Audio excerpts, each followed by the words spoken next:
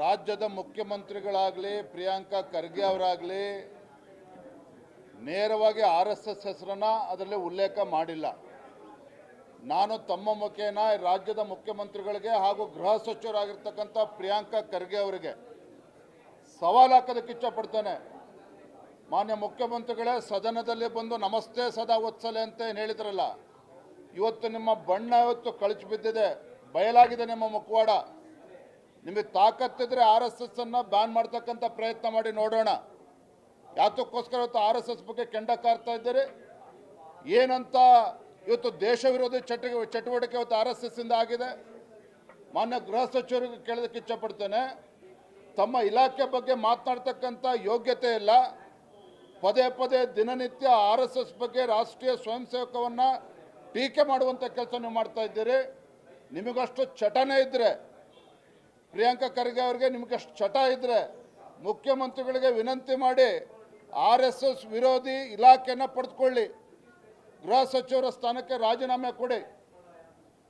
ಇವತ್ತು ಹಿಂಬಾಗಿಲಿನಿಂದ ರಾಷ್ಟ್ರೀಯ ಸ್ವಯಂ ಸೇವಕ ಸಂಘದ ಚಟುವಟಿಕೆಗಳಿಗೆ ಕಡಿವಾಣ ಆಗ್ತಕ್ಕಂಥ ಷಡ್ಯಂತ್ರ ನಡೀತಾ ಇದೆ. ಖಂಡಿತ ಇದು ಸಾಧ್ಯ ಇಲ್ಲ, ಖಂಡಿತ ಇದು ಸಾಧ್ಯ ಇಲ್ಲ. ನಾನು ಮಾನ್ಯ ಮುಖ್ಯಮಂತ್ರಿಗಳಿಗೂ ಎಚ್ಚರಿಸ್ತಾ ಇದ್ದೇನೆ, ಮಾನ್ಯ ಗೃಹ ಸಚಿವರಿಗೂ ಎಚ್ಚರಿಸ್ತಾ ಇದ್ದೇನೆ.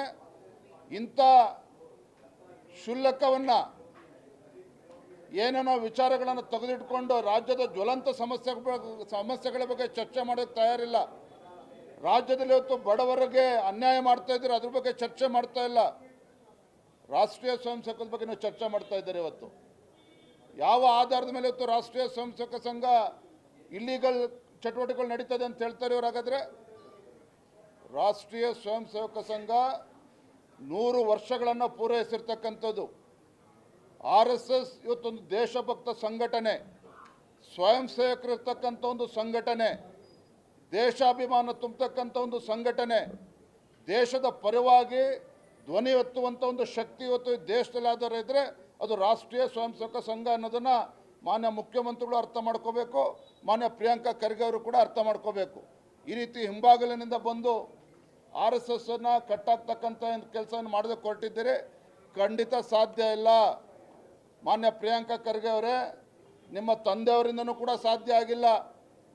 ಜವಾಹರ್ಲಾಲ್ ನೆಹರು, ಇಂದಿರಾ ಗಾಂಧಿ 3 ಬಾರಿ RSS ಅನ್ನು ಬ್ಯಾನ್ ಮಾಡ್ತಕ್ಕಂಥ ಷಡ್ಯಂತ್ರ ಆಯಿತು.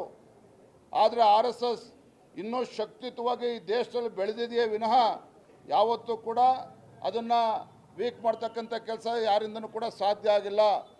ಇದನ್ನೇ ಅವರು ಅರ್ಥ ಮಾಡಿಕೊಂಡು ಮಾಡಬೇಕಾಗಿರ್ತಕ್ಕಂಥ ಕೆಲಸವನ್ನು ಮಾಡಬೇಕು ಅಂತೇಳಿ ತಮ್ಮ ಮುಖೇನ ಮುಖ್ಯಮಂತ್ರಿಗಳಿಗೆ, ಗೃಹ ಸಚಿವರಿಗೆ ನಾನು ವಿನಂತಿಯನ್ನು ಗೌರವದಿಂದ ನಾನು ಮಾಡ್ತಾ ಇದ್ದೇನೆ.